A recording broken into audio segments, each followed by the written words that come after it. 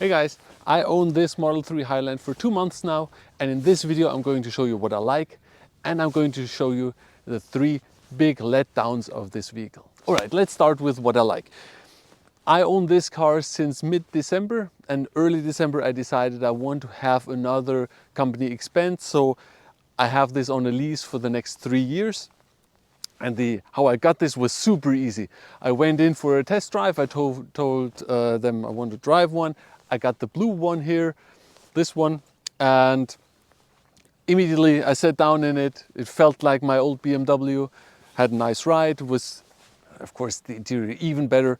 And so I thought, okay, I'm going to get one. I didn't get the older version because 2 things about the older version I really didn't like. The interior was kind of like, I don't know, it wasn't really premium, and the ride from the old ones was not very good. I drove one from a friend and I didn't like it. It was very stiff and rattly and not BMW like. This is more German car like. They said, okay, which configuration do you want?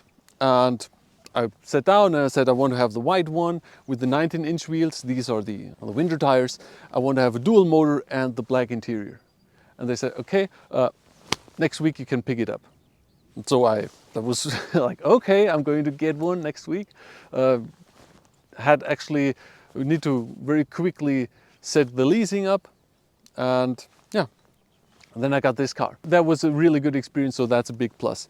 From the look, I really like the new face of the car, but I also like the old one, so it's not a big deal. The frunk, haven't used it yet. It's there, but like, okay, let's get around the car and then I'm going to show you more. What I like, the new headlights, they are really nice. I now got the upgrade for the matrix LED or the adaptive headlights where you don't flash other people and it uses high beams all the time. Super, super cool. That's really nice. As you can see, I already have a dent, but this is going to get fixed tomorrow. Also here I have a dent. I had a small accident. It was a storm and stuff fell on the car. It's like, ugh, as always. But yeah, these are the 18-inch wheels, and I also have the 19-inch for summer.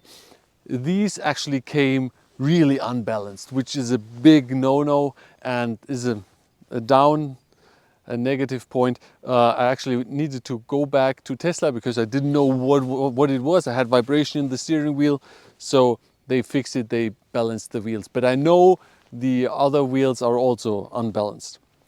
And that's something annoying. The suspension is really good. Yeah, it's comfortable, it's better. It's not on a really high standard of like people are always saying, oh, this is super comfortable. It's okay. It's comfortable enough. For my car, I still have some vibration at like 100 kph.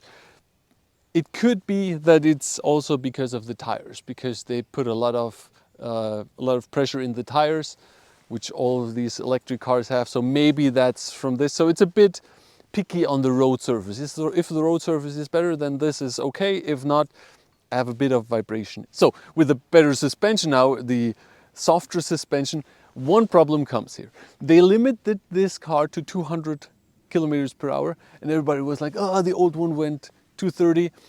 I had this on the Autobahn and like with 200, and if you have these curves on the Autobahn, you really don't feel at home at 200. It doesn't feel super, super stiff and stable, and it's like, you'd want to drive slower with this. So I can see how they limited it to 200. It's really no problem at all. 170, it's fine. But if you go 200, and if you would do 230, most likely not what you want to do with this car. From a general driving perspective, this is awesome. This is my first electric car, and I really like the power that it has. I really like the response, that you press the pedal, it immediately goes. And the one pedal driving that actually slows you down when you go to a stop until the full stop, that is really, really good. So I also like this. As you can see from the outside, most of it is good, right? Let's get to the side here. The door handles, we all know the door handles, they are quite cool, but I had them frozen over before. no problem, because you can use the app and then open the car from the app, or you press here on the front side and it works, right? But here comes the next big downside. How often did I have it that because you don't have a key, I walk with the phone here, I try to open the door, it rains, and the door doesn't open. It's like you try here, you sit, try the next one, and then after some time, it actually opens, which annoying. But I feel like the last update actually made this better. So I have it not that much anymore. So I guess it's better. I also had the flap here for the charge port. I had that frozen over before, but that was also not a big deal.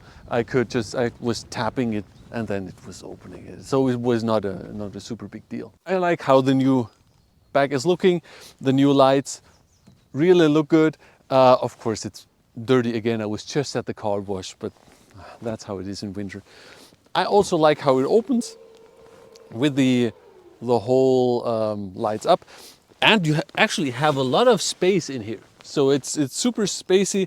You also have the more space below. It's like the old Model 3. So that works. It's good. Now, as you can see, a lot of stuff is good. Let's get to the inside. Before, I actually forgot one thing that is absolutely not the car's fault, and it's because I'm in a new office and the office has a wall box where I can charge, and we were struggling with this wall box for some time. The landlord and we tried to get it configured because they have a 3 wall box setup which should do load balancing, and that never worked, which is annoying. So we basically had to rip out the module for the load balancing, and mine now, because I'm the only one with the electric car, mine now charges full with 11 kilowatts per hour. Yeah. Okay, so let's get in.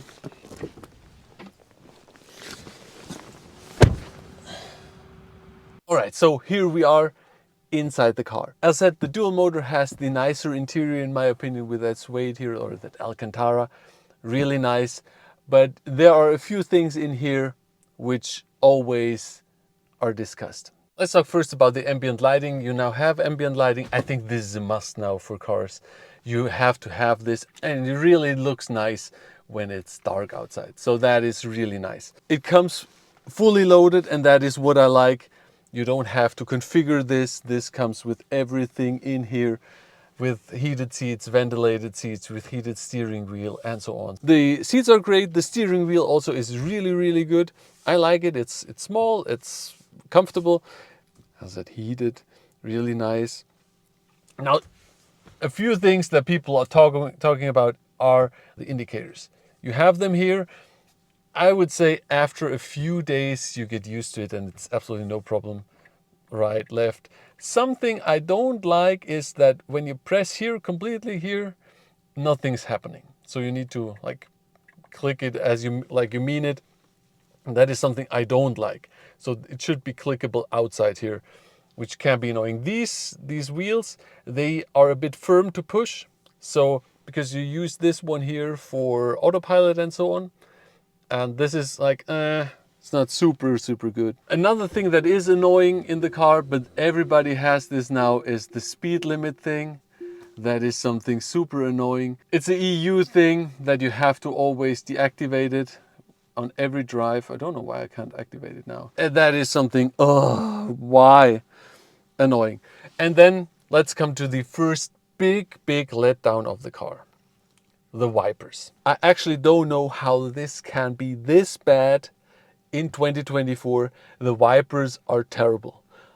I hope they fix this soon. It's like you have clearly rain on the windshield. It absolutely wipes nothing. It wipes zero. You always have to manually wipe, or you have to use the interval, which is like, since when are you using interval? Every car now has automatic wipers. Why is this so terrible? And why is this so hard to do? So hopefully they do an update. Speaking of the wipers, people are saying, oh, you don't have any stocks here, right? How are you going to activate the wipers once you drive and then a lorry comes by and it splashes rain on your on your windshield. Well, you just click this, right? Oh, another one, click. Oh, another one, click. It's super simple, and this is like this whole setup is not a big deal. If you want, I can show you a video. If you're doing roundabouts and so on, it's super easy. Now that I edit this, I actually realized that I totally forgot to tell you about the parking and the new park distance control. Like, the system now scans the surroundings through the camera and then shows you a representation, a 3D representation of it. It tells you when you get near an object, it will get yellow, orange, and then red, and then will tell you to stop. It works absolutely fine, perfect. It's always, from my experience, always on the safe side. So absolutely no problem. Would it be better to have a full 360 camera with the camera on the front and so on? Yes, I have that in my other car with even a top-down view. It's better, but is that okay? Absolutely, it's absolutely okay, it's fine. The storage here, really nice. You can have something here, you can have your cup holders here, and you can have something in there. It's like, I like it. It's a big space. And yeah, I have here, for instance, I have here my park meter. So when you have in Germany, when you're getting somewhere and you can park for like 2 hours for free, then you select when you have arrived, that's arrived 2 o'clock, and then from there you just tick it and you put it here, and then that's it. So have that all the time.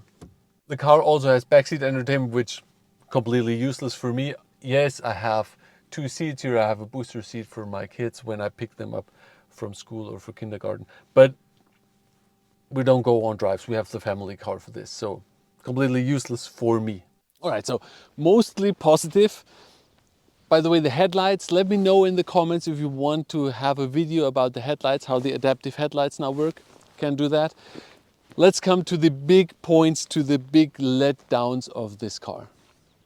The biggest letdown here is the Autopilot. The Autopilot is absolutely shit. This thing never works. It never has the right speed. So you're going down the road, it's 100 and suddenly it says 70. Then it starts braking. Why?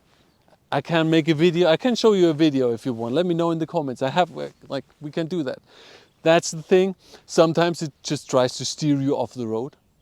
If you're in a construction site and they have marks on the road, it doesn't get it. I have the normal Autopilot, but I just want to go straight, right? So it never really works. It's always annoying. It always has the wrong speed, why is this so difficult to get the right speed? You even see the speed limit signs in the display, but it doesn't get it. Like, what? With the Autopilot, I know if you drive at big roads, it works. On the Autobahn, works fine. Sometimes with our back roads, you don't even have lanes in the middle that separate the 2 lanes. It's like, you can't use the Autopilot there. Doesn't work. I can show you. Then you say, okay, let's switch off the Autopilot. Let's just use the cruise control. The same thing. You drive down the road and you go 100. There's a junction, which in Germany you usually, I can show you a video if you want. Let me know. You can just go and drive 100 through. This gets scared, starts braking. One thing that is completely annoying is you use the cruise control and there's oncoming traffic, and of course the roads are narrow. It starts and it does an emergency braking. Starts emergency braking. What? It's like you can easily go, and I can show you there are certain places here where I know I can force this to do auto braking, because just by using the cruise control. It's annoying. So these are 3 big letdowns. The wipers, why? The whole Autopilot thing, I was expecting it to be really good. I can show you compared to our Seat, which is a VW brand. It's even better in the Seat. And then the cruise control, which, like, why am I doing this? This makes no sense. So these things need to be fixed. I know they are doing the 12 point something Autopilot in the US, in the cities, but on our back roads, terrible. Okay, so I hope this was helpful. Overall, great car. I would get it again. Hopefully they fix these 3 big issues soon.